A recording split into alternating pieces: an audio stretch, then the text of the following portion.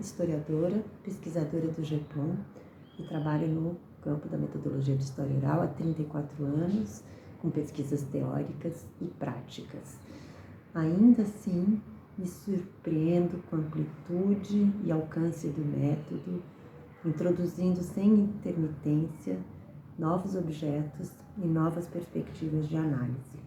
Eu vou falar aqui rapidamente e de maneira introdutória sobre o campo de discussão que me mobiliza muito desde o início do meu engajamento com a metodologia de história oral, que é a questão da subjetividade.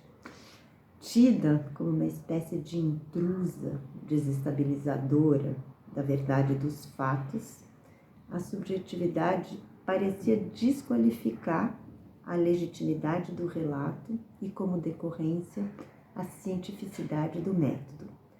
O campo historiográfico demorou muito para incorporar a subjetividade sem receio e sem pudor.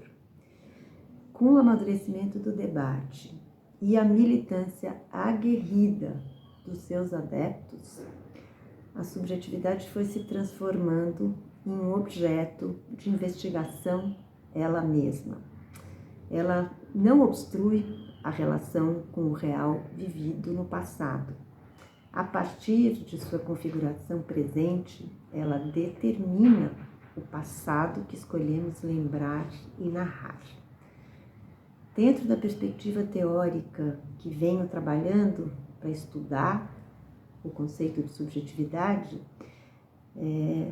ela não é uma substância fechada, estanque, refratária às determinações do real, ou uma faculdade intrapsíquica, como a imaginação ou como a própria memória.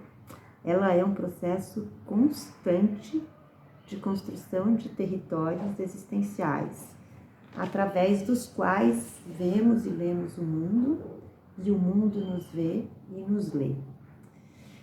Sendo ela plástica e móvel, determinada pelas marcas, impressas pelas experiências, ela então pode ser analisada historicamente. A subjetividade, que pode se manifestar de maneira individual, coletiva e de massa, ela seria esse território que está na base de todas as manifestações humanas, os sentimentos, percepções, modo de estar no mundo e a própria memória.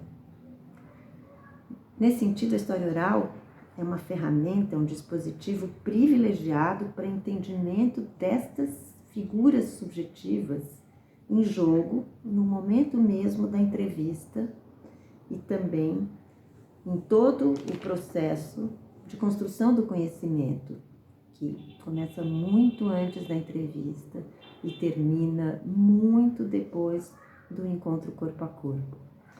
Então, uma série de dados aparentemente invisíveis ou supostamente irrelevantes para o tema investigado podem nos dar muitas pistas sobre a figura que essa subjetividade assume naquele sujeito com o qual estamos conversando e trocando.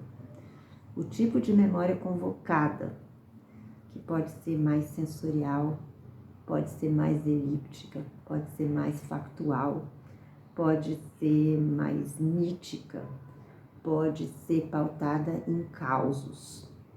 A maneira como o corpo está sendo convocado durante o momento mesmo da entrevista.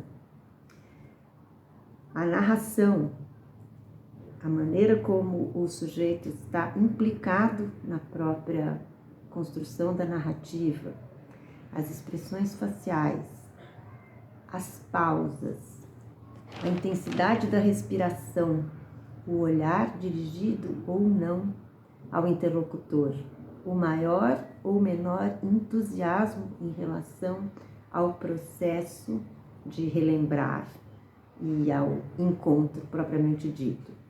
São alguns dos dados, entre tantos outros, que podem nos auxiliar nesse processo de historicização da questão da subjetividade. Nesse sentido, o depoimento de história oral, que é sempre irrepetível e único, mesmo se fizermos com a mesma pessoa num intervalo curtíssimo de tempo, é um caminho, é uma ferramenta, é um dispositivo que nos dá elementos para enveredar no deciframento aí desse território subjetivo.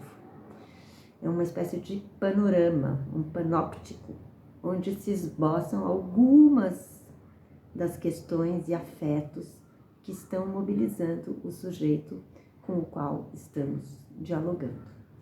Bom, por hora é isso. Espero que estejam todos bem, que estejam respeitando a quarentena e que cumpramos com a nossa responsabilidade social, que é, no momento, permanecermos em casa. Obrigada.